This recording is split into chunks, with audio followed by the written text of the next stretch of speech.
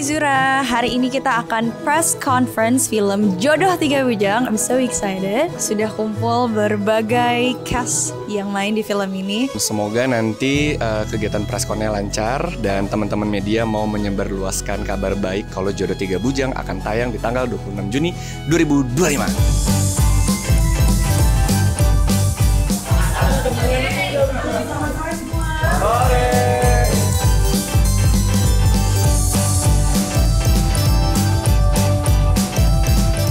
Jodoh Tiga Bujang.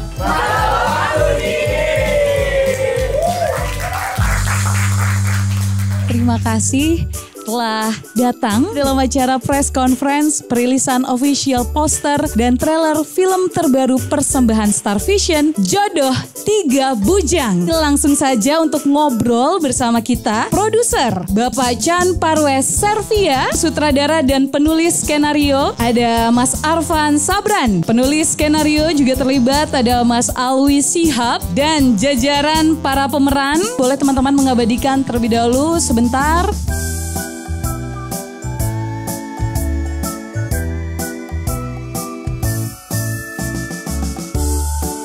Sudah siap ya? Oke, kaget semuanya. Ini dia poster reveal dari Jodoh Tiga Bujang. Baik, kita foto dulu sama teman-teman media dengan poster yang sudah di-reveal. Kita akan bersama-sama menyaksikan trailer Jodoh Tiga Bujang. Selamat menyaksikan.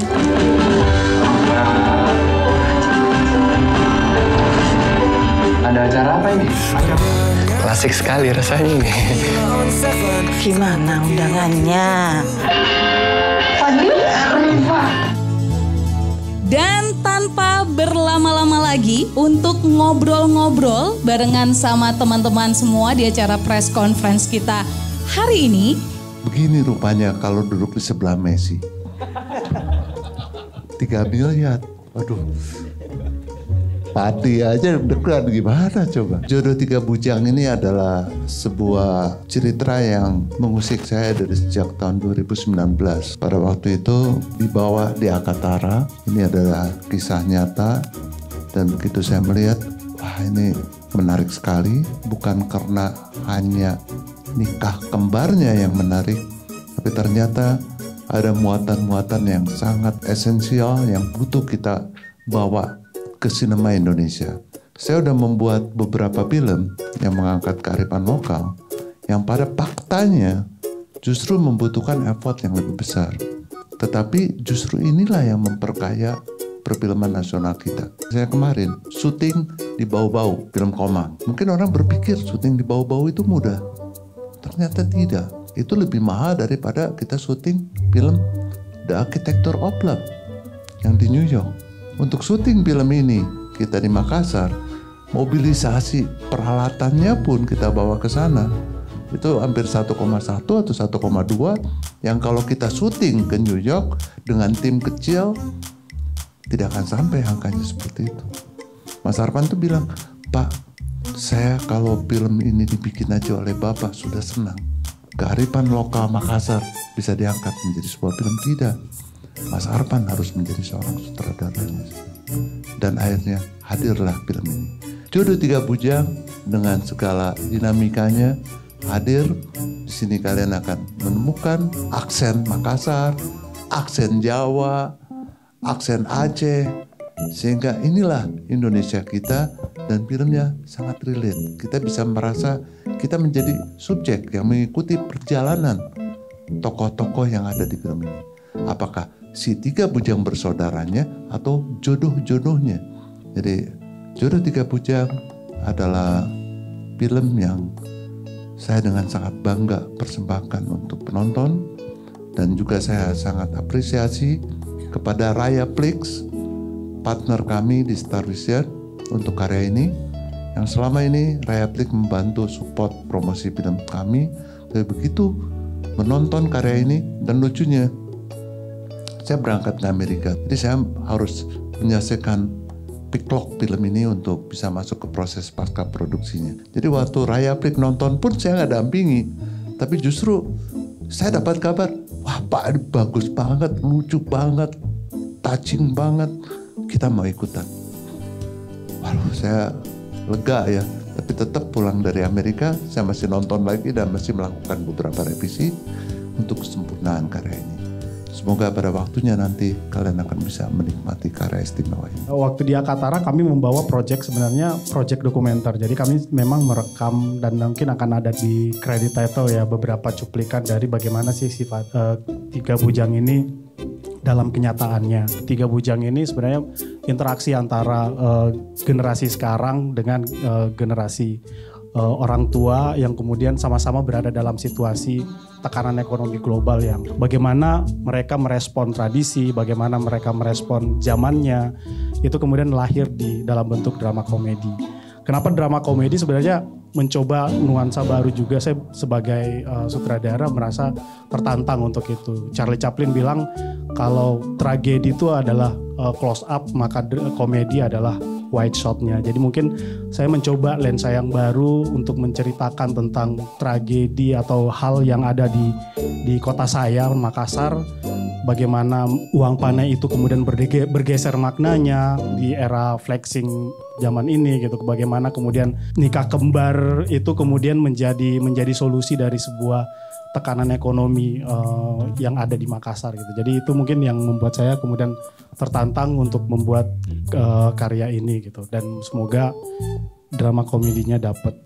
Karena juga saya terus terang ragu di awal ya, tapi kemudian saya didukung oleh Papa Roach dan Star Vision, saya didukung oleh cast-cast yang luar biasa dan kru yang luar biasa mensupport, dan semoga hasilnya bisa memuaskan semua dan menjadi kekayaan dari film nasional.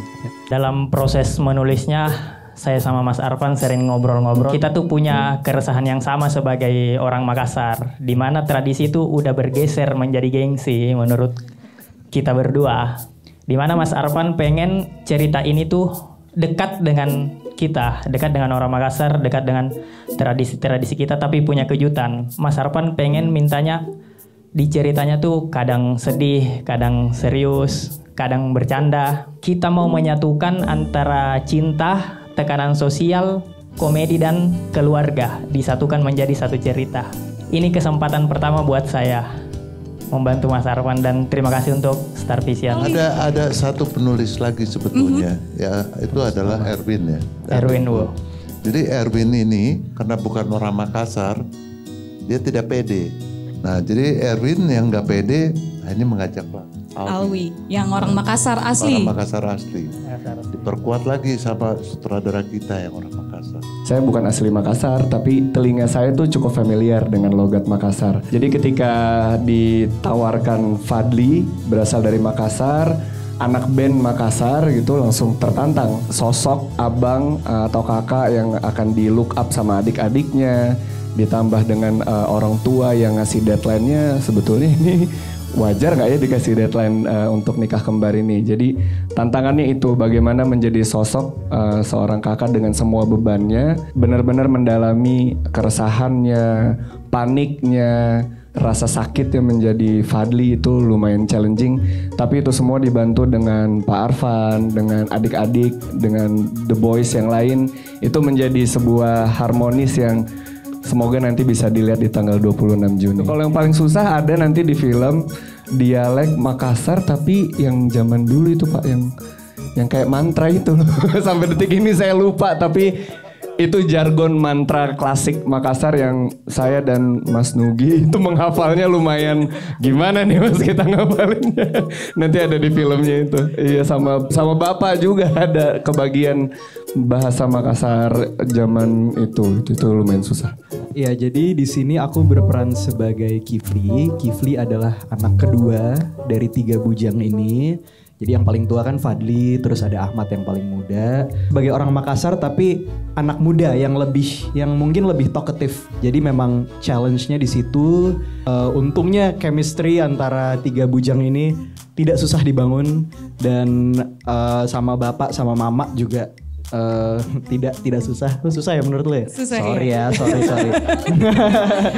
Kalau ditanya kesulitan lumayan banyak di film ini. Saya orang Sumatera, jadi benar-benar belajar dari nol semuanya, bersama dibantu Mas Arfan semuanya dan tim yang dari Makassar juga. Setiap hari selama hampir 2 bulan harus pasif menggunakan dialek Makassar, jangan sampai jadi gaul Jaksel dulu nih gitu. Jadi harus jauh-jauh dulu dari Jaksel nih. Ahmad nih karakternya anak bungsu yang pinter, karena dia di usia muda sudah menjadi dosen. Lumayan menjadi tantangan buat saya sendiri karena umur karakter yang saya mainkan lumayan jauh dengan umur saya sendiri gitu. Saya baru 20 tahun sedangkan Ahmad sudah siap.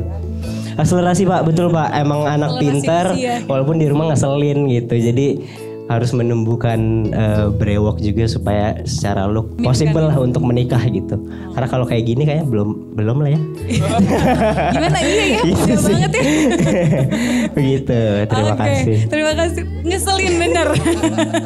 Ke bawah ternyata sampai preskon ya. Karakter Riva sendiri adalah karakter perempuan Makassar yang memang sudah lebih modern karena dia datang dari keluarga yang bisa dibilang cukup berpendidikan. Ibunya dokter, bapaknya orang real estate. Jadi dia memang sudah dibiasakan dari kecil untuk menjadi orang yang emang mengejar pendidikan. Dia kebetulan udah selesai S2 dan dia mau melanjutkan S3 kebetulan, tapi dia kepikiran kalau dia S3 nanti makin gak ada yang nikahin gue. Oh jadi 6M bener banget tuh.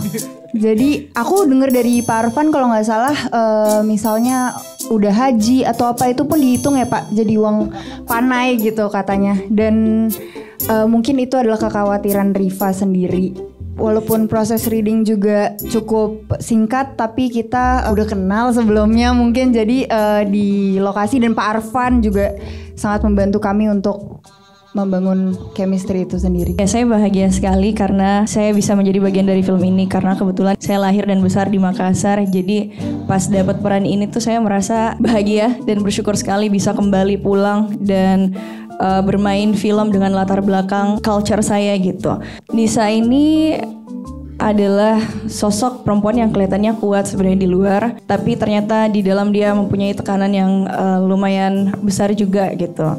Kalau dari yang trailer kita lihat tadi, Nisa ini memilih untuk pergi dari Fadli karena tidak berani untuk melawan keluarganya dan juga culture adat istiadatnya. Dan yang menarik sebenarnya dari karakter Nisa ini adalah dia bukan sosok yang antagonis, tapi justru Nisa ini adalah korban sebenarnya dari aturan dan situasi yang rumit gitu yang ada di sebuah tradisi. Karin tuh seorang dokter muda yang bapaknya Jawa dan ibunya Makassar. Jadi aku juga tantangannya di sini lebih ke logat. Jadinya setelah diomongin juga kita tuh mau menggabungkan logat Jawa dan logat Makassar di tata bicara Karin ini gitu. Dan ya semoga kalian bisa ngeliat sendiri ya gimana nanti keharmonisan kita semua sebagai kru dan cast gitu sih. Tokoh bapak ini ya sebetulnya secara umum kebanyakan bapak-bapak di zamannya ya. Untuk di daerah dia meletakkan martabat di atas segala-galanya, adat di atas segala-galanya untuk dilaksanakan ya, tanpa cacat. Kepada anaknya dia bapak ini cukup keras, dia pensiunan kepala sekolah ya Pak ya. Jadi dia merasa mempunyai sense of leaders, jadi memimpin gitu dan selalu ingin didengar.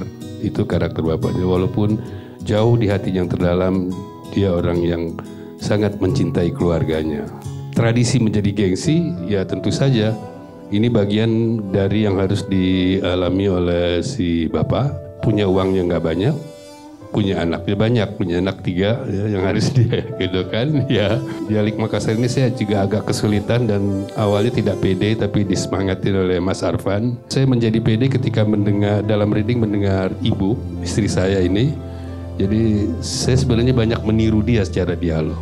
Di lingkungan saya juga punya teman Makassar tuh sedikit. Ada satu-satunya teman saya orang Makassar, pada saat itu hubungan kita lagi nggak baik gitu. Tapi saya demi peran ini saya terpaksa menghubungi dia.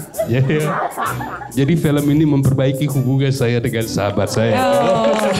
Jadi kalau misalnya dicuri sama bapak, saya sama sekali tidak tahu. Bapak kenapa mengaku, bikin malu. Kalau ditanya susah atau tidaknya, saya lebih susah mengalami. Dalam satu rumah hanya ada satu wanita, yang lainnya 4 laki-laki dengan kepala yang sangat keras. Terutama bapaknya. Di luar lokasi, mama makan apa kita? Ya di dalam set juga, mama ada makanan apa? Ih, mama ini pemain atau PU ya sebenarnya. Dikit-dikit minta makan, apalagi bapak. Mak, jangan lupa jam 5 pisang goreng saya. Alah, sebenarnya saya ini siapa? Tapi beginilah kehidupan kita selama di Makassar. Semoga kebahagiaan ini tidak hanya untuk kita saja, keluarga Tiga Bujang, tapi untuk semua yang menonton Tiga Bujang nantinya. Ya jujur aja, salah satu yang menarik adalah karakternya Pak Malik ini. Itu gue banget. Anak band yang udah lawas, udah banyak pengalaman nakalnya juga, terus ngasuh anak-anak band yang masih muda. Jadi mirip lah dengan keadaan saya sendiri pas lagi ketemu di reading. Saya jujur baru pertama kali ngelihat sebuah cast kumpulan yang guyup banget. Sampai saya sendiri mungkin yang terakhir kali ya aku yang datang ya Mas Arfan ya. Di dalam reading itu ngerasa kayak langsung dapet chemistry. Saya baru pertama kali juga sampai ke Makassar nih Pak Parwes. Dikasih tahu makanan enak sama Maizura. Sampai dibeliin dan saya langsung tergila-gila dengan songkolo. Songkolo, dicatat ya. Itu wajib lapor itu.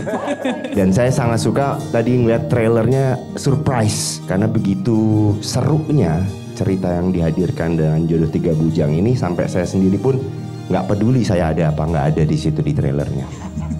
Yang penting saya main di film yang keren ini. Oke, terima kasih tepuk tangan. Sekarang kita akan foto terlebih dahulu untuk jajaran sineas dan juga cast. Boleh berdiri.